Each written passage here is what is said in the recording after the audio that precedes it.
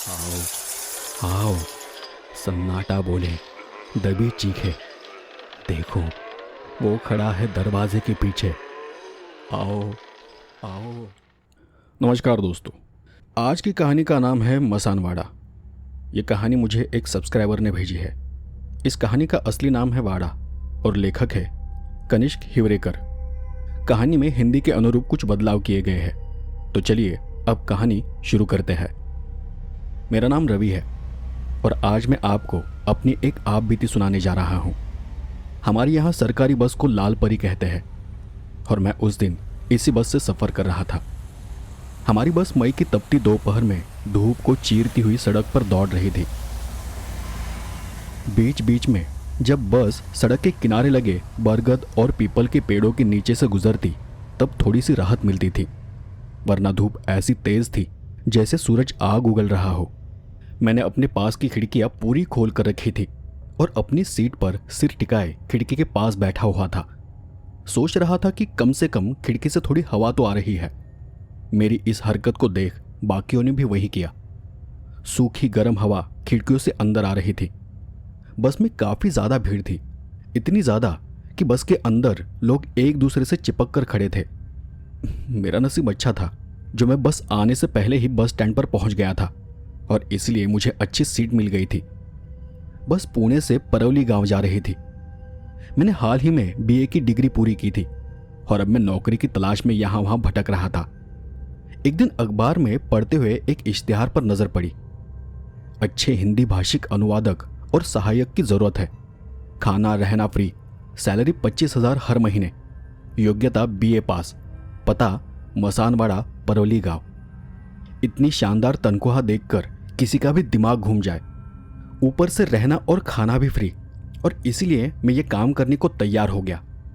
निकलने से पहले मैंने उस इश्तिहार में दिए हुए नंबर पर कॉल किया। सामने से एक आदमी ने कॉल उठाया। नाम बताया जयपाल। ज़्यादा सवाल जवाब नहीं हुए। मैंने बस इतना पूछा कि जगह खाली है क्या, इंटरव्यू देना है। सामने से जवाब मिला, आप अपना सामान लेकर आइए, हम आपको नौकरी दे रहे हैं। ये सुनकर मैं बहुत खुश हो गया था, लेकिन मुझे थोड़ी शंका जरूर हुई थी कि बिना इंटरव्यू नौकरी। लेकिन फिर सोचा शायद ये गांव इलाके में नौकरी है और इसलिए शायद कोई जाना नहीं चाहता होगा और इसी वजह से मुझे सीधा नौकरी पर रख लिया जा रहा है।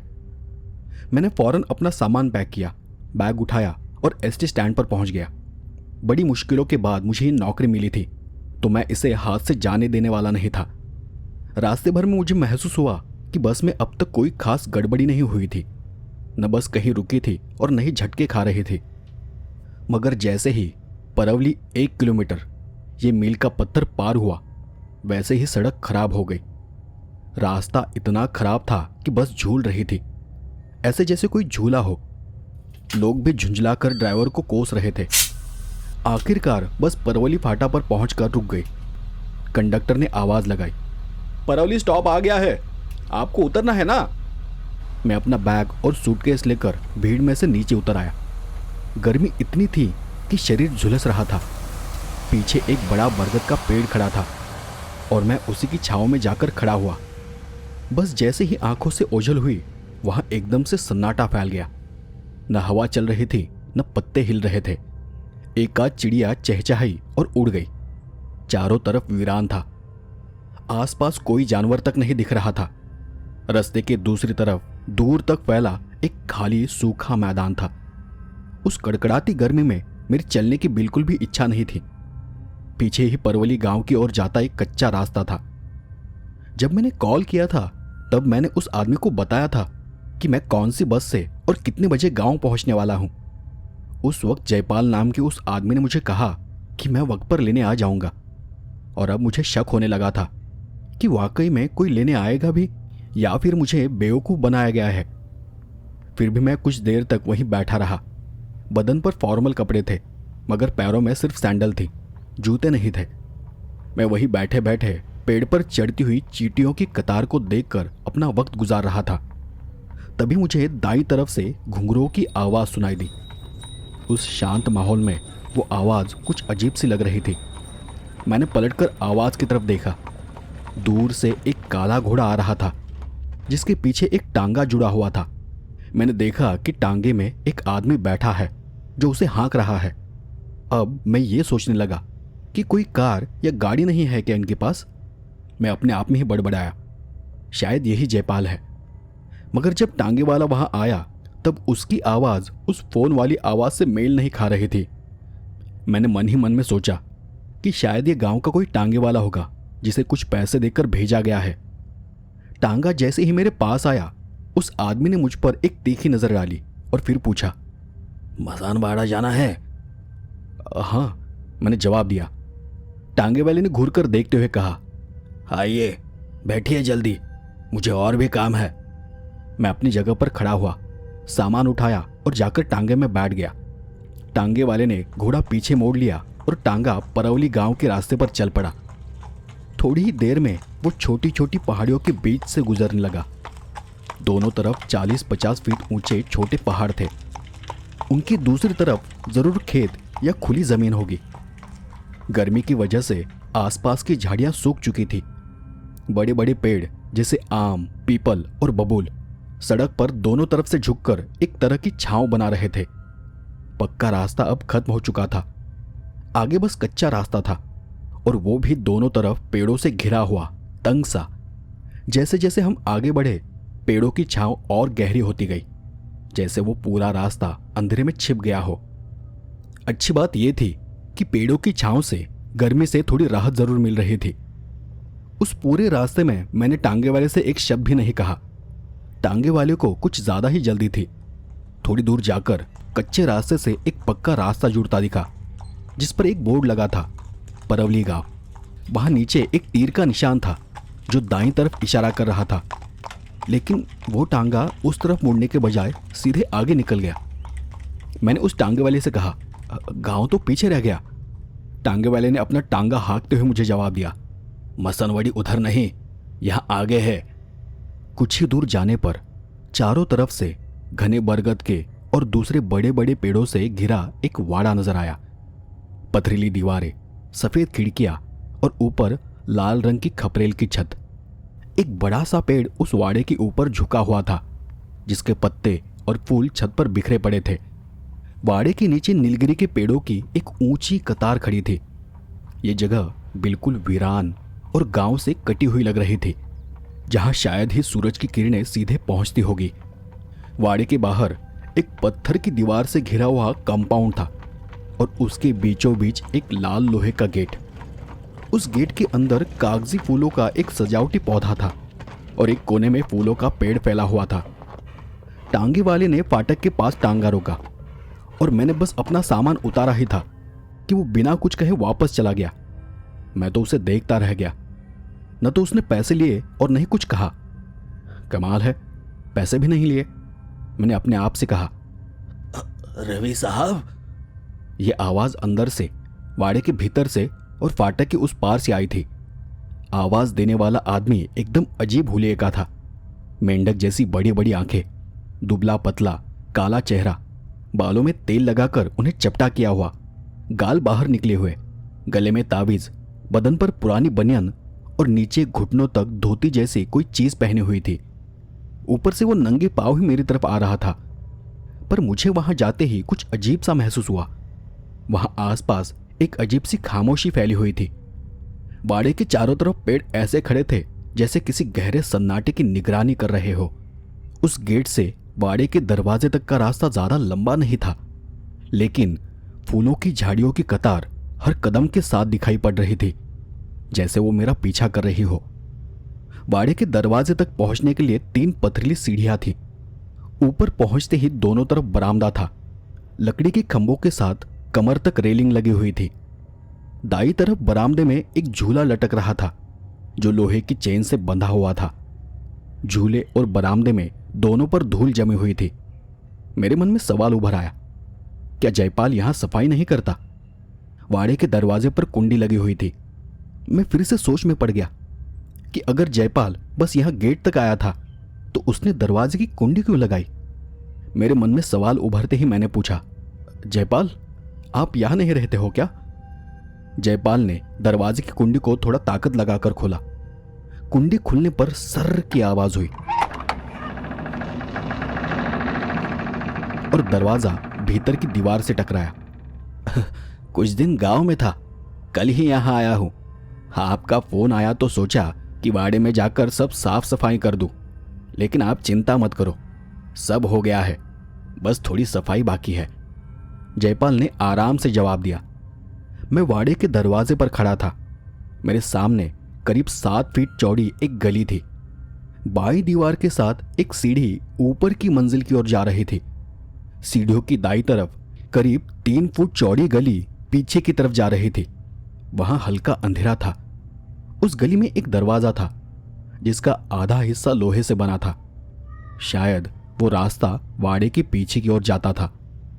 मुख्य दरवाजा खुलने पर थोड़ी रोशनी अंदर आई, जिससे सीढ़ियों के पास की दीवार पर से पेंट झड़ता हुआ साफ दिख रहा था।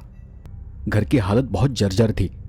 करीब 1 फुट ऊंची चौखट पार कर मैं अंदर चला गया। बाईं तरफ एक दरवाजा था रसोई घर का, और दाईं तरफ बैठक का कमरा था। मैंने उस बैठक के कमरे में झांक कर देखा। अंदर सोफा सेट, कांच की अलमारी और टीवी था। वहीं नीचे कालीन बिछी हुई थी और उस पर एक कांच की मेज रखी थी। कोने में एक स्टूल पर टेलीफोन रखा था और छत से एक पुराना पंखा लटक रहा था, और वहीं से एक खिड़की से बरामदे में लगा झूला भी दिख रहा था। जयपाल ने थोड़ा मुस्कुराकर कहा, आपका कमरा ऊपर है, लेकिन खाने के लिए आपको नीचे ही आना पड़ेगा। खाना होने पर मैं आपको आवाज दे दूंगा, फिर आप आराम से टीवी देखना और खाना खा लेना। बैठक के कमरे में टीवी के पीछे एक और दरवाजा था जो बंद था।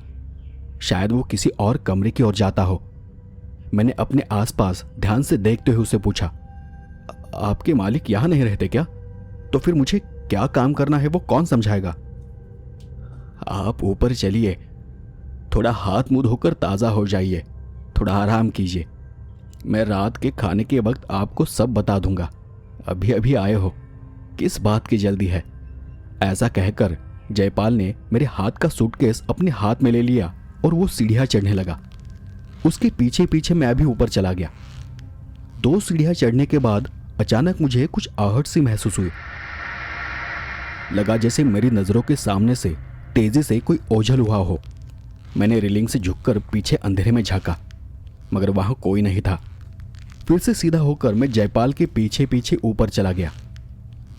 ऊपर भी बिल्कुल नीचे जैसा ही सेटअप था। ऊपर भी 4 कमरे थे। जिन सीढ़ियों से मैं ऊपर आया था उनके सामने 2 दरवाजे आमने सामने थे, और सीढ़ियों के पीछे भी 2 दरवाजे थे, एक टीवी रूम के ऊपर और एक दूसरा रसोई घर के ऊपर। ये जो बाईं तरफ का कमरा है वही आपके काम की जगह है। यहाँ पर किताबों की अलमारी है, आप यहीं बैठकर अपना काम कर सकते हैं। जयपाल ने उस कमरे की तरफ इशारा करते हुए मुझे कहा। मैंने उस कमरे के दरवाजे की कुंडी खोली और अंदर झांक कर देखा।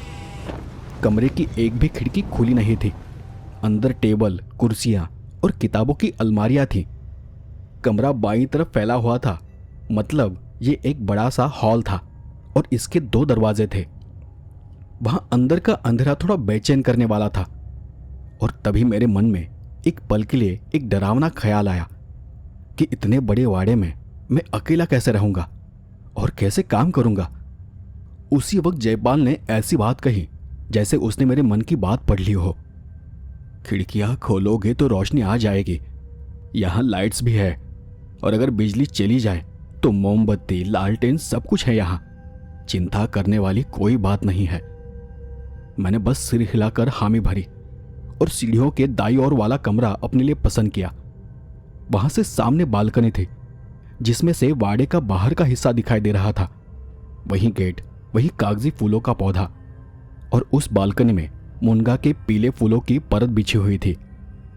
मैंने उस तरफ देखा तो जयपाल ने कमरे का दरवाजा खोलकर कहा, मैं साफ कर दूंगा इसे, आप कोई चिंता ना करें। कमरे के अंदर जाते ही मैं हैरान रह गया। कमरा काफी बड़ा था।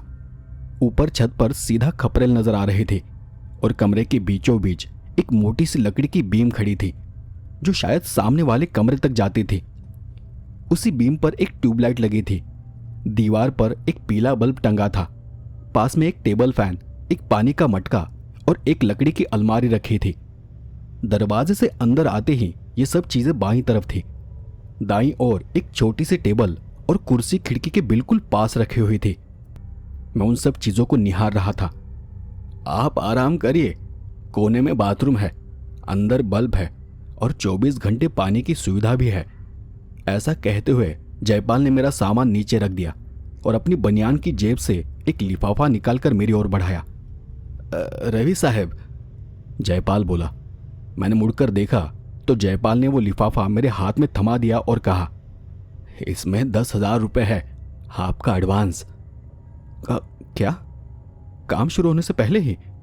मैं थोड़ा चौंक गया। हाँ, हमारे मालिक का यही हुक्म था। उन्होंने पहले ही बता दिया था कि आपको पैसे एडवांस में देने हैं। आप आराम से गिन लीजिए, बाकी महीने के आखिर में मिल जाएंगे ऐसा कहा है। और किसी चीज़ की ज़रूरत हो तो आप बस मुझे बता देना, मैं ले आऊँगा। परौली गांव यहाँ से ज़्यादा दूर नहीं है और अगर आपको कहीं जाना हो तो नीचे एक साइकिल भी रखी है, आप उसे इस्तेमाल कर सकते हैं। जयपाल ने इतना सब कुछ बताया, लेकिन मैं बस पैसों की ओर देख रहा था। हाथ में नोटों का वजन महसूस हो रहा था। मुझे अब काम के बारे में जानने की बेचैनी होने लगी, लेकिन फिर भी मैंने अपने आप पर काबू रखा। पैसे मिलते ही पहली बात यही दिमाग में आ गई कि या तो ये लोग बहुत सीधे साधे हैं या फिर काम वाकई में बहुत खास है। बाकी जो भी हो, मुझे इससे कोई मतलब नहीं था। मैं यहाँ सिर्फ अपना काम और तनख्वाह के लिए आया था। जयपाल ने अपनी जेब से एक छोटी सी घंटी निकाली और उसे पलंग के पास रखे स्टूल पर रख दिया।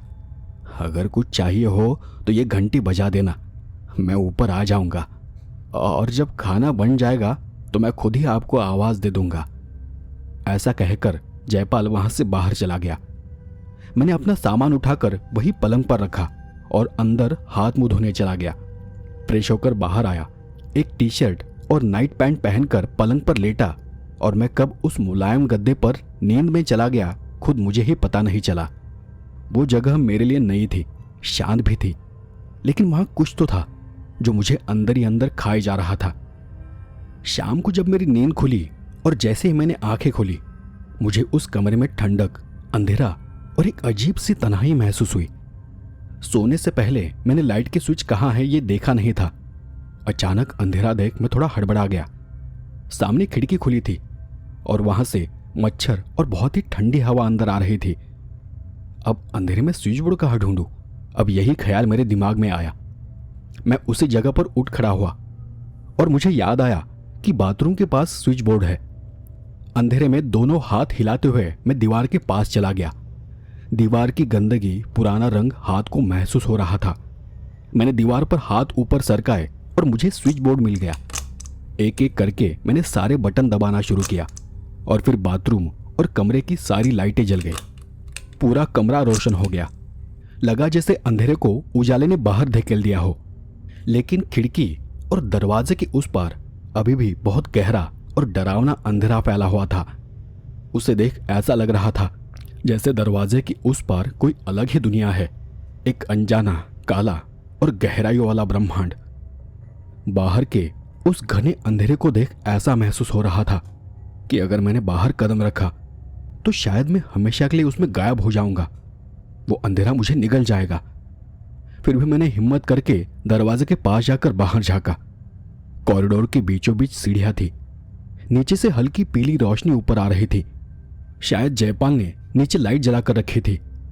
तभी अचानक सीढ़ियों में मुझे एक परछाई हिलती हुई नजर आई। जयपाल, मैंने हल्की आवाज में पुकारा। परछाई वहीं पर रुक गई। जयपाल, क्या तुम ऊपर आ रहे हो? मैंने फिर पूछा, लेकिन परछाई हिली नहीं और बस कुछ सेकंड बाद वो परछाई ऊपर सीढ़ियों पर चढ़ने लगी। मुझे वो परछाई जयपाल जैसी नहीं लग रही थी, लेकिन वो जो भी था वो ऊपर आ रहा था। मैंने हिम्मत कर दरवाजा पार किया और रेलिंग के पास जाकर नीचे झांका। वहां से देखा तो जयपाल भागता हुआ ऊपर आ रहा था। सीढ़ियों से ऊपर आते ही जयपाल बोला, रवि साहब माफ कीजिए, टीवी की आवाज तेज थी तो मैं सुन नहीं पाया। चित्रहार चल रहा था ना। बाकी आप ठीक तो है ना? खाना तैयार है। आपकी नींद खुल गई हो तो हाथ मुंह धो लीजिए और नीचे आकर हॉल में बैठकर खाना खा लीजिए। मुझे वहां कुछ ठीक नहीं लग रहा था। नहीं नहीं, रुको, मैं भी तुम्हारे साथ आ रहा हूं। और मैं जयपाल के पीछे पीछे नीचे चला गया। जब मैं नीचे पहुंचा तो टीवी की आवाज़ सुनकर मुझे थोड़ा अच्छा महसूस हुआ। लगा जैसे वहां बहुत सारे लोग हैं। मैं हॉल में गया और टीवी के सामने वाले सोफे पर बैठ गया। बाई और खुले दरवाजे से मुझे जयपाल की रसोई में हलचल दिखाई दे रही थी। वहां जयपाल ने 2 थालियां तैयार की और सीधा हॉल में आ गया। लीजिए रवि साहब, ऐसा कहते हुए जयपाल ने बाजरे की रोटी, मुनगा की सब्जी, दाल चावल और अचार से भरी थाली मेरे सामने रख दी और खुद नीचे चटाई बिछाकर बैठ गया। हम दोनों ने टीवी देखते हुए खाना शुरू किया। जयपाल, बहुत शानदार खाना बनाया है, बहुत जायकेदार है, मैंने दूसरा निवाला लेते हुए कहा। आप तो मुझे शर्मा रहे हैं साहब, आपके लिए और दाल लाऊं क्या? जयपाल ने मुस्कुराकर पूछा। नहीं, ये काफ़ी है। खाना खत्म करने के बाद जयपाल ने लाइट्स बंद कर दी और दोनों वही टीवी देखते हुए बैठ गए। जयपाल ने अपने लिए वहीं पर चटाई बिछा ली और उसी पर लेट गया। टीवी पर कोई पुरानी फिल्म चल रही थी। अचानक मुझे याद आया और मैंने उससे पूछा, जयपाल, तुम मुझे एक काम के बारे में बताने वाले थे, उसका क्या हुआ? अरे हाँ, मैं तो भूल ही गया। ऐसा कहते हुए जयपाल उठकर बैठ गया, अपनी बनियान से एक चिट्ठी निकाली और मेरे हाथ में देते हुए बोला, इसमें सब लिखा है कि आपको क्या काम करना है। मैंने वो चिट्ठी खोली और उसे पढ़ना शुरू किया। टीवी की रोशनी में उसे पढ़ना मुश्किल नहीं था। उस चिट्ठी में लिखा था, पुस्तकालय के कमरे में आपके काम की सारी व्यवस्था कर दी गई है। वहां कुछ ग्रंथ रखे हैं जिनकी सूची नीचे दी गई है। हर ग्रंथ के आगे पेज नंबर और कौन सा पैराग्राफ अनुवाद करना है वो भी लिखा है। आपको बस इन ग्रंथों की पुरानी भाषा को साधारण और आसान भाषा में ट्रांसलेट करना है। चिट्ठी में नीचे कुछ लिखा हुआ था। ये मुझे थोड़ा अजीब सा लगा, क्योंकि वहाँ किताबों के नाम नहीं लिखे थे, बल्कि अलमारी का नंबर, किताब नंबर और कौन सी लाइन या पैराग्राफ, ऐसी जानकारी लिखी थी। यानी ये किताबों की शेल्फ की पोजीशन थी।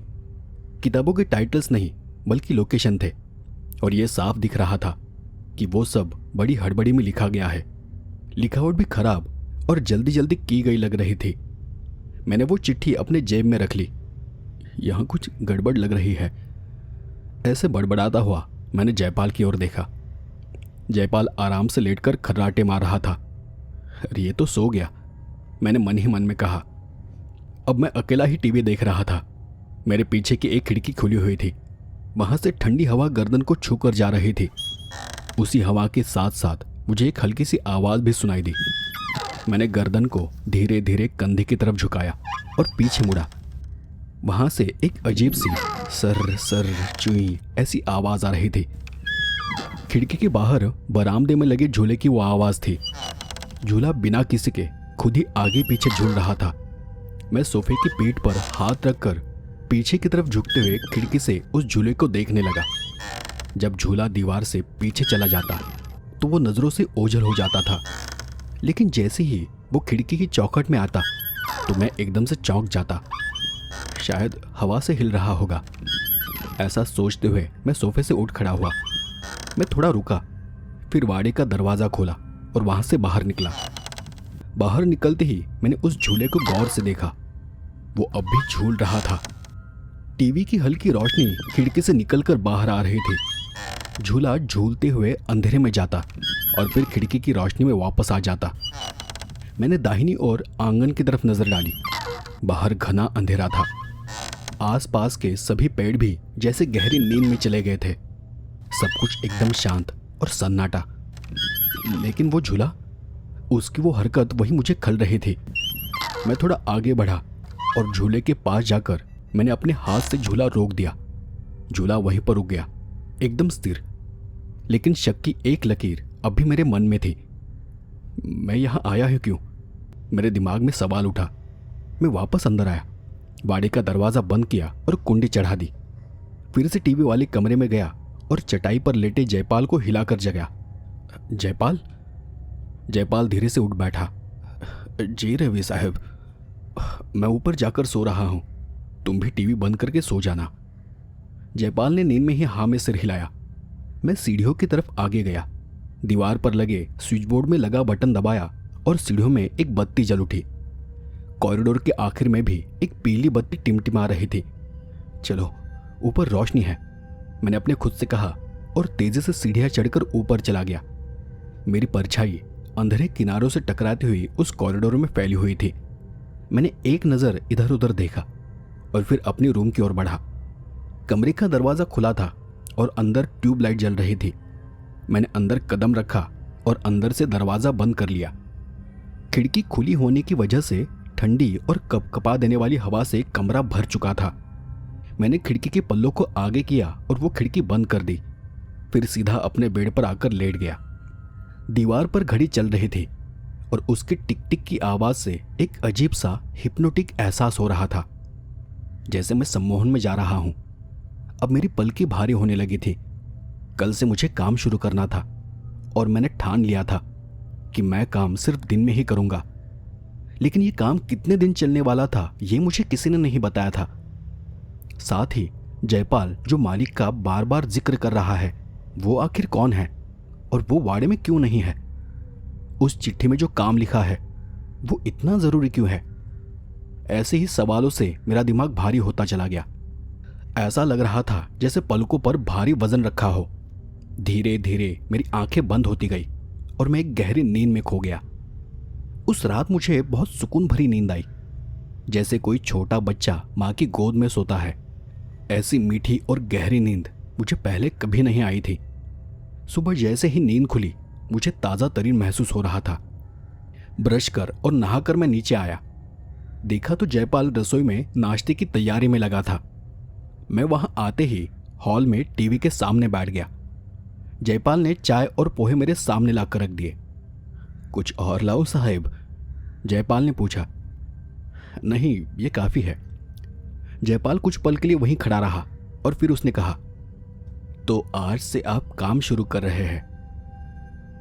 हाँ बिल्कुल, नाश्ता करके ऊपर ही जा रहा हूँ, मैंने प्लेट को अपने पास खींचते हुए जवाब दिया।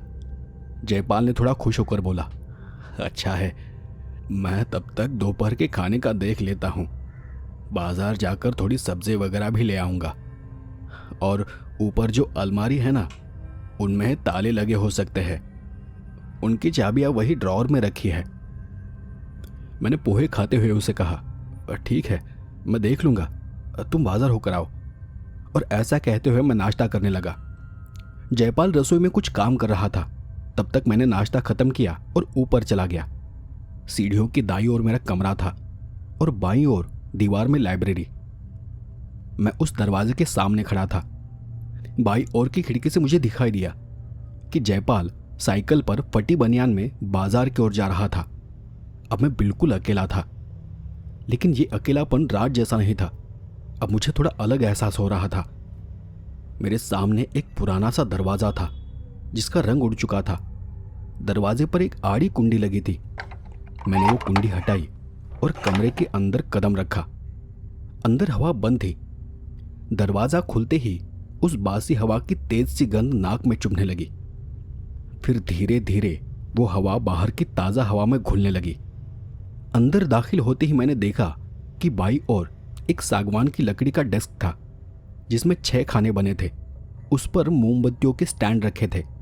उनके पीछे वाड़े के सामने की तरफ खुलने वाली खिड़की भी थी। दीवारों को फीका क्रीम कलर किया गया था। सामने एक और खिड़की थी जहां से वाड़े के बाईं तरफ लगे मुनगा के पेड़ों का भास हो रहा था। दाईं ओर एक आयताकार फैला हुआ किताबों का शेल्फ था। उस तरफ छत से एक झूमर लटक रहा था।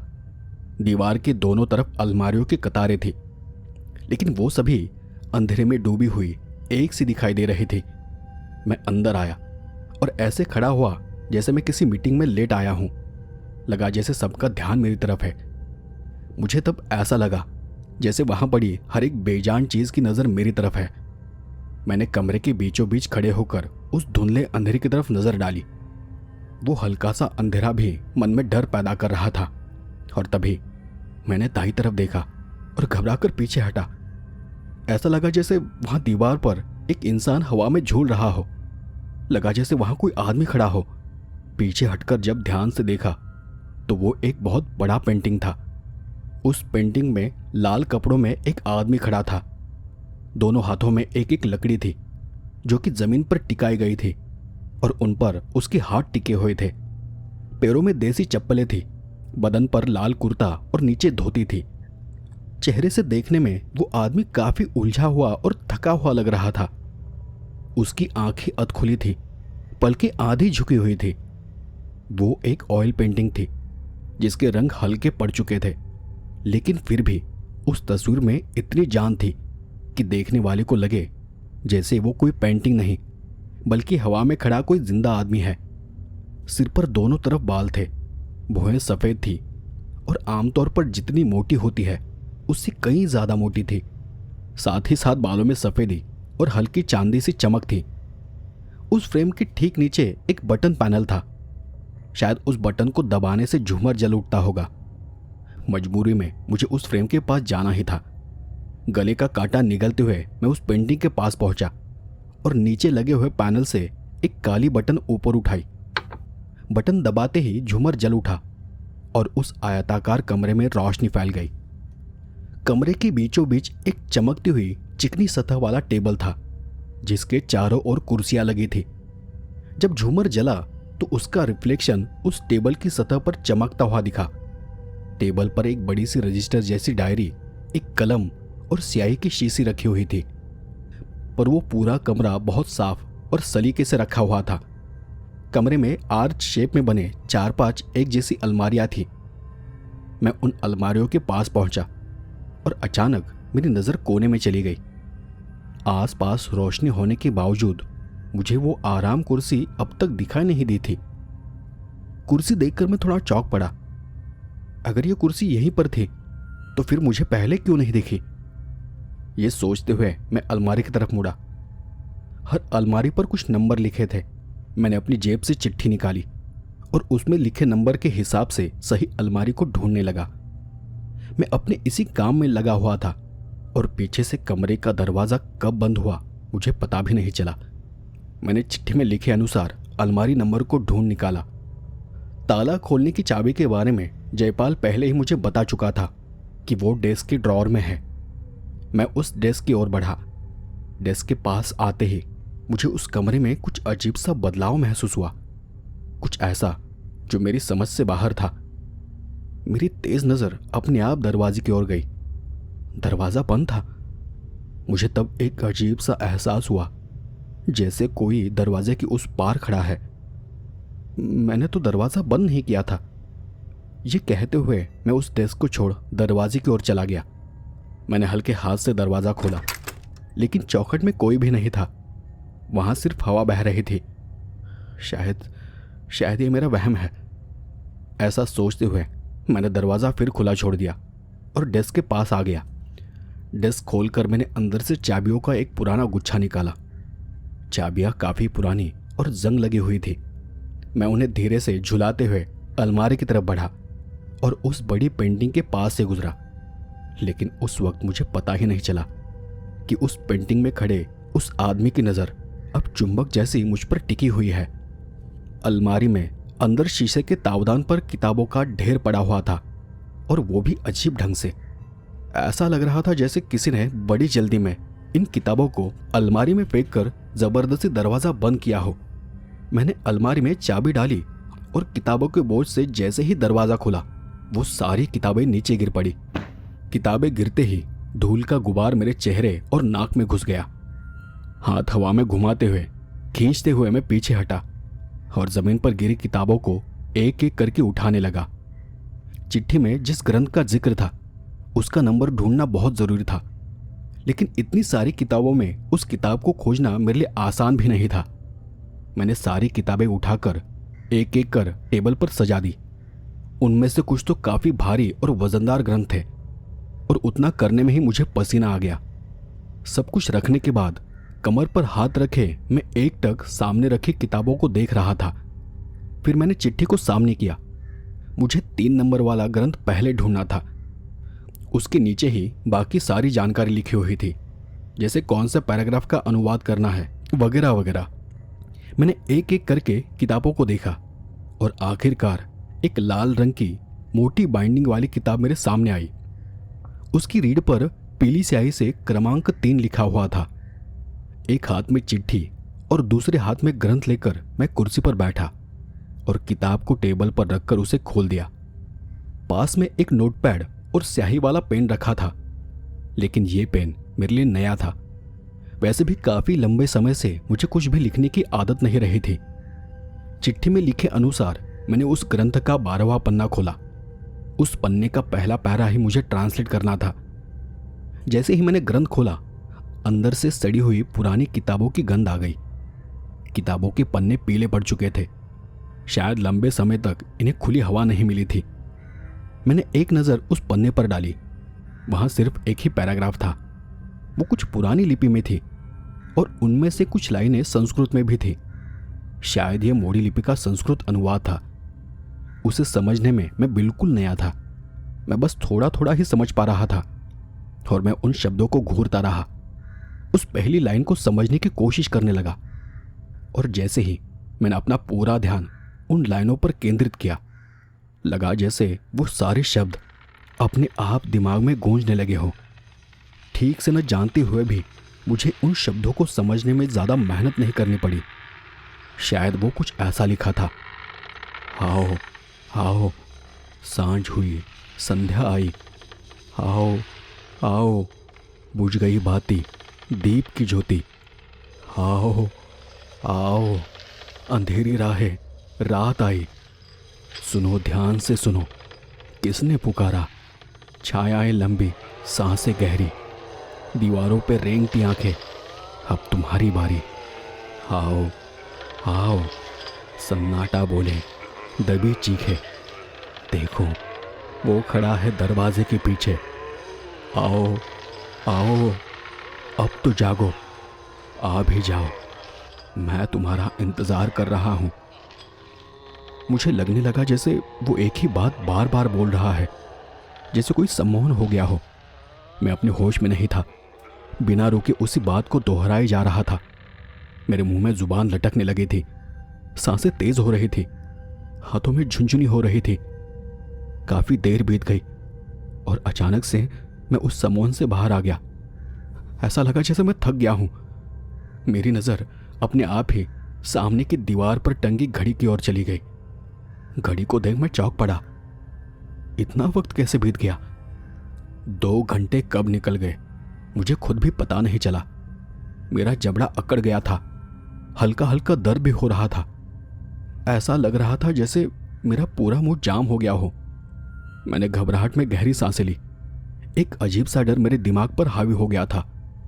उसके कुछ देर बाद मुझे महसूस हुआ कि मेरा गला सूख चुका है, मुझे पानी पीना पड़ेगा। मैं कुर्सी से उठने ही वाला था कि तभी मेरी नज़र डेस्क पर रखे एक पानी से भरे लोटे पर पड़ी। ऊपर ढक्कन और फूलों की छोटी सी थाली रखी थी। ये पानी यहाँ कहाँ से आया और कब आया? ये सवाल मेरे मन में बिजली की तरह चमका। लेकिन मुझे इतनी ज़्यादा प्यास लगी थी कि मैंने उस ख्याल को दूर कर बिना ज़्यादा सोचे लोटे से पानी पी लिया।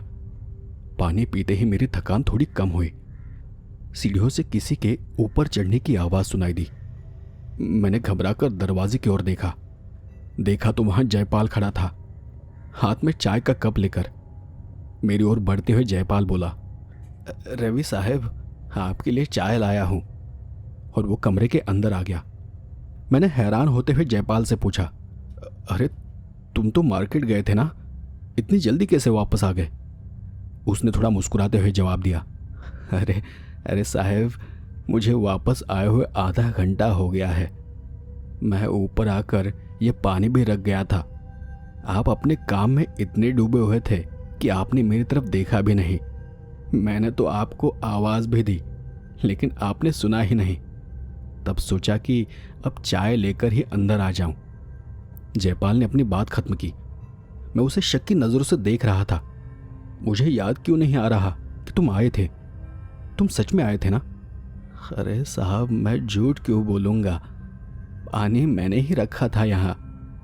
जयपाल फिर लोटे की तरफ इशारा करते हुए बोला।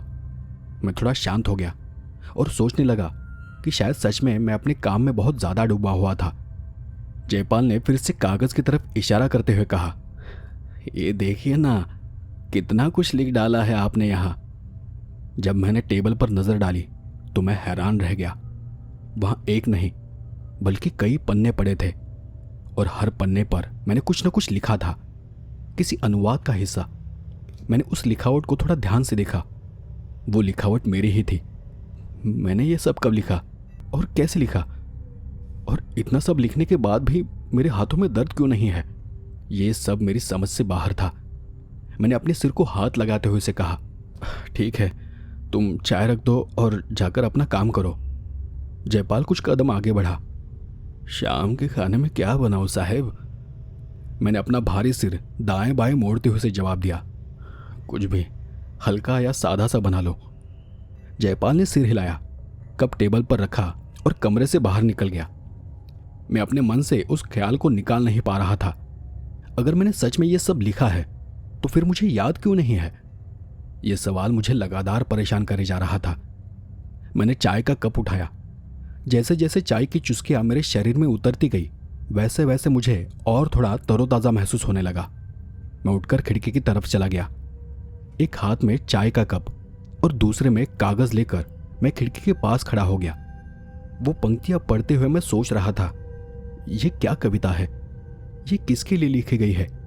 क्या ये कोई निमंत्रण है? और ऐसे काम के लिए इतनी बड़ी रकम कोई क्यों देगा? मैंने अपनी चाय खत्म की, उस कागज को फोल्ड करके अपनी जेब में डाला और थोड़ी देर के लिए उस कमरे से बाहर निकल आया। नीचे जयपाल अपने रोज के कामों में व्यस्त था। मैंने हवेली से बाहर कदम रखा। शाम के 4 बजने आए थे। सूरज दक्षिण की ओर झुकने लगा था। पेड़ों की लंबी परछाइयां हवेली के आंगन में फैल रही थी। टहलते टहलते मैं हवेली के किनारे से बने बाड़े तक पहुंचा और गेट खोलकर बाहर आ गया।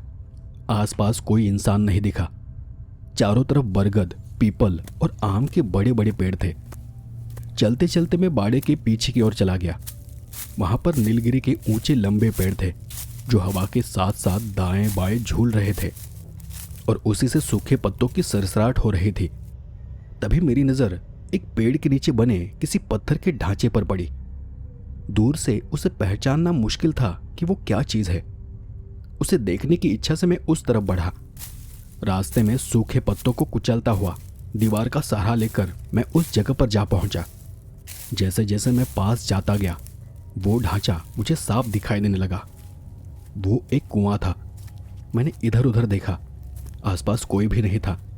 फिर मैं संभलता हुआ कुएं के और पास चला गया।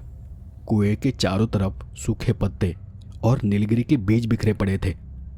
मैंने अपना एक हाथ कुएं के मुंडेर पर रखा और झांक कर नीचे देखा, लेकिन मुझे कुएं का तला या पानी कहीं दिखाई नहीं पड़ रहा था। ऐसा लग रहा था जैसे कुआं एक गहरी काली खाई हो जो हर चीज को निगलने को तैयार है। मैंने वहीं पड़ा एक पत्थर उठाया और कुएं में फेंक दिया ताकि पता चल सके कि नीचे पानी है या नहीं। पत्थर शायद नीचे गिरता गया और गिरता ही गया, लेकिन कोई आवाज नहीं आई। क्या अंदर कीचड़ है? मैं ये सोच रहा था कि तभी पीछे से एक आवाज आई, रवि साहब। मैं आवाज सुन एकदम से चौंक गया। मैंने पीछे देखा तो जयपाल अपना हाथ हिला रहा था और मुझे वापस आने का इशारा कर रहा था। रवि साहब, इधर आइए, जल्दी आइए। मैं कुएं को छोड़ उसके पास जा पहुंचा। क्या हुआ? तुम ऐसे क्यों चिल्ला रहे हो? उसने थोड़ा शांत होते हुए कहा, अब तो आप चले गए थे, लेकिन दोबारा मत जाना वहां। वो कुआं बहुत गहरा है, उसका तला ही नहीं है। अंदर गए तो घूमते ही रह जाओगे। रात हो जाएगी पर रास्ता नहीं मिलेगा। चलिए हवेली में चलिए, अब शाम होने वाली है। जयपाल थोड़ा घबराया हुआ और लड़खड़ाता हुआ बोल रहा था। मैंने उसे पलटकर कुछ नहीं कहा। वो जगह उनकी है, मुझे वहां कुछ भी कहने का या पूछने का हक नहीं है। मुझे जो काम सौंपा गया है मुझे बस वो करना है। और ऐसा सोचते हुए मैं हवेली में वापस चला आया। अंदर आकर टीवी चालू कर मैं जाकर सोफे पर बैठ गया। वहां आते ही जयपाल बोला, मालिक का फोन आया था। मैंने उन्हें बताया कि आपने आज का काम पूरा कर दिया है। उन्होंने आपकी बहुत तारीफ की। अरे तो मुझे बुलाना चाहिए था ना, मैं भी उनसे बात कर लेता, उन्हें शुक्रिया कह देता। जयपाल ने फिर मुस्कुराकर कहा, मैं आपको ही ढूंढ रहा था साहब, और आप मुझे कुएं के पास दिखाई दिए। लेकिन कोई बात नहीं, कल फिर मालिक का फोन आएगा, तब बात कर लीजिएगा। मैंने फिर से एक सवाल किया, कहाँ रहते हैं तुम्हारे मालिक? यहीं पर रहते हैं, पर अभी बाहर गए हुए हैं। जब तक आपका काम पूरा होगा वो लौट आएंगे। अच्छा, अब मैं चलता हूँ, रसोई की तैयारी भी करनी है। और इतना बोलकर जयपाल रसोई में चला गया। यहाँ सब कुछ अजीब था। ये घर, ये जयपाल, उसका मालिक। जयपाल मुझे कुछ भी ठीक से बता नहीं रहा था। सारे सवालों के कुछ अधूरे से जवाब दे रहा था।